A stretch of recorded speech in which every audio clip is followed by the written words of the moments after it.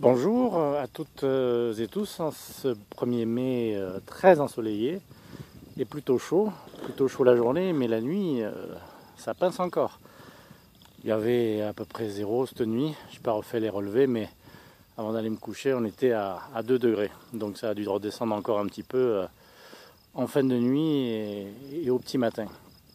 Alors aujourd'hui on va aller voir ce que c'est ce grand machin là-bas au fond là, parce que c'est quand même assez mystérieux ce paquebot. En faisant un tour, l'avancée des travaux, avec un châssis en construction de plus, qui n'est pas terminé, il manque le couvercle. Un petit tour dans un nouveau qui a été semé en radis carotte, comme d'habitude, en attendant le reste. Enfin, le reste il est déjà en place, hein, c'est les choux-fleurs, les tomates et compagnie, dans les bouteilles, pour les protéger à la fois des limaces pour les choux surtout, et du froid pour les tomates. Là il y a des radis, qui eux sont bien comme tout, et qui me permettent d'en manger tous les jours, ma petite quinzaine à peu près. Là vous avez encore des radis, mais vous voyez le châssis n'est pas le même, hein, on l'avait déjà vu. Plus fourni, plus de végétation. Bon, ceci dit, il n'y a pas une énorme différence au niveau des radis en eux-mêmes. Donc, on ne va pas en tirer des conclusions hâtives en disant c'est la panacée. La différence de 2 degrés n'a pas tué les radis, même s'ils ont moins végétalisé. Toujours des bouteilles de tomates, voilà. Un qui a été tout juste semé il n'y a pas tellement longtemps. Radis carottes, encore une fois, tomates, choux et compagnie. Voilà. Et ça continue indéfiniment, tant qu'on n'a pas fini de faire l'ensemble du truc. Donc les poules dans leur petit parc improvisé. Donc 12 € la barrière, hein, voilà. Grille de carreleur, pas compliqué. Bon, il ne faut pas tenir compte des fers à béton, hein, parce que ça c'est pas bon, ça. Pas bon du tout même. Ah, je vais vous montrer ce qu'il faut faire. Voilà, c'est beaucoup mieux de faire ça. Et encore, ça, c'est pas le parfait. Il faut faire une vraie poignée. Mais il faut du temps. Il faut le prendre, et puis bref. Il y a toujours autre chose à faire. Donc voilà pour cette barrière amovible, hein, qui permet de séparer le potager en deux, parce que quand les châssis sont ouverts, bien sûr, il n'est pas question que les poules elles viennent grignoter. Alors, est-ce que d'une main je vais y arriver? Je pense pas. Un petit mousqueton qui les retient. Et vous voyez, quand je dis 12 €, je suis large parce que en fait j'en ai de reste.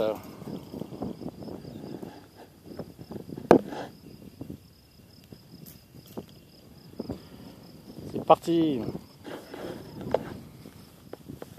Alors tenez, juste pour l'anecdote, il s'est fait bouffer par les limaces l'an dernier, il a passé l'hiver moins 15 dehors, et puis voilà.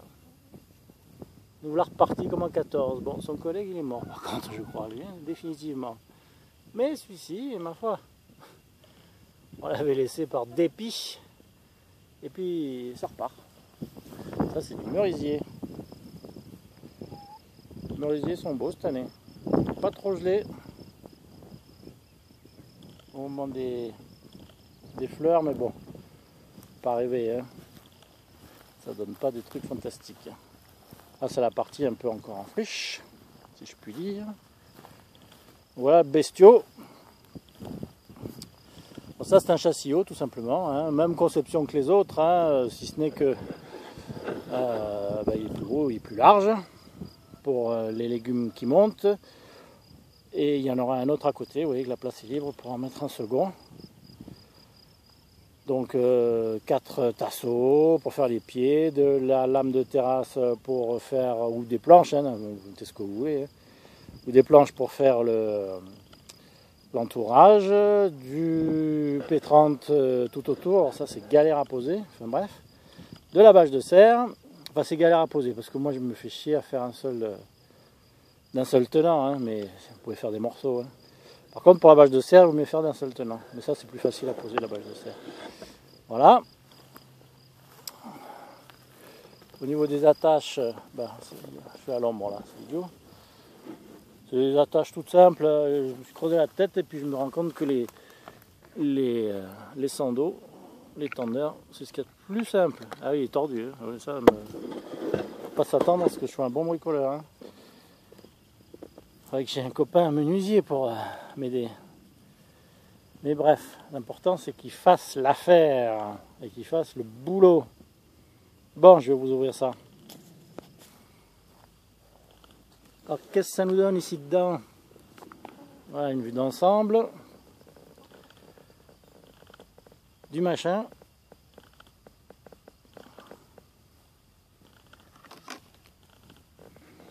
Avec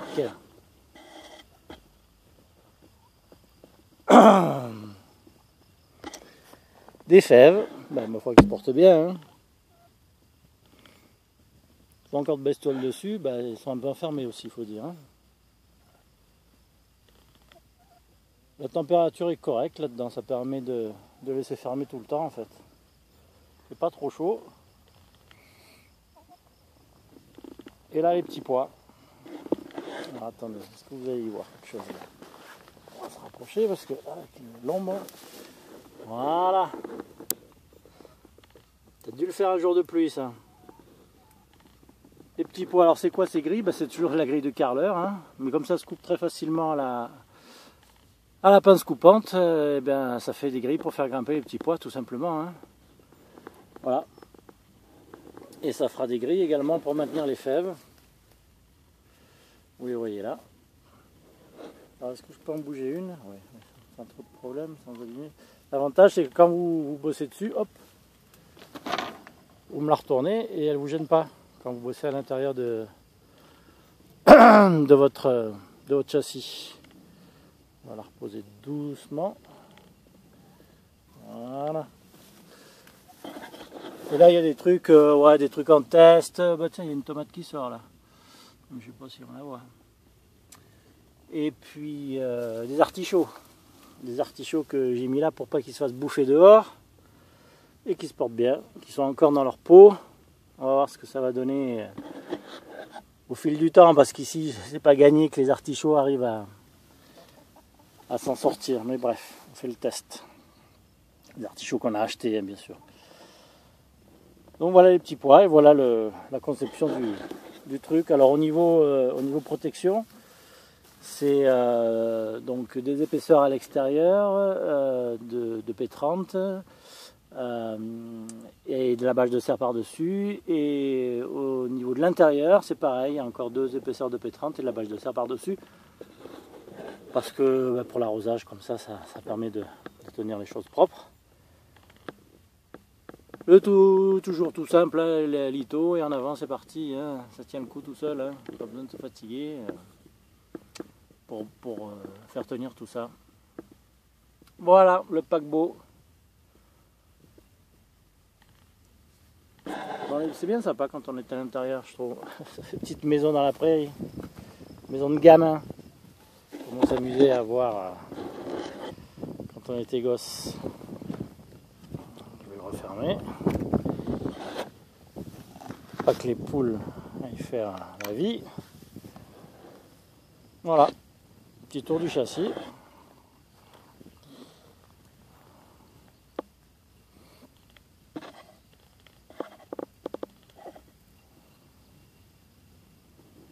On va voir comment tout ça se développe. Alors au niveau des conditions de culture, j'ai mis une bonne dose de foin. Hein. C'est passé à travers sans problème. Mais il y en avait pas mal quand même. Hein. À un moment, on a toujours peur hein, quand on en met. Enfin, quand on met de l'épaisseur, je veux dire. Pas quand on met du foin, mais quand on met une grosse épaisseur, on se dit toujours ça va pas passer à travers. Et puis ça passe à travers sans aucun problème. Sans aucun problème. Voilà pour ce petit tour du 1er mai. Faites du travail, mais quand on fait le jardin, la nature n'attend pas. Il y a du boulot. Il y a du boulot notamment au niveau des repiquages en ce moment. Je vous souhaite un bon 1er mai et puis un bon visionnage et puis à bientôt. Au revoir.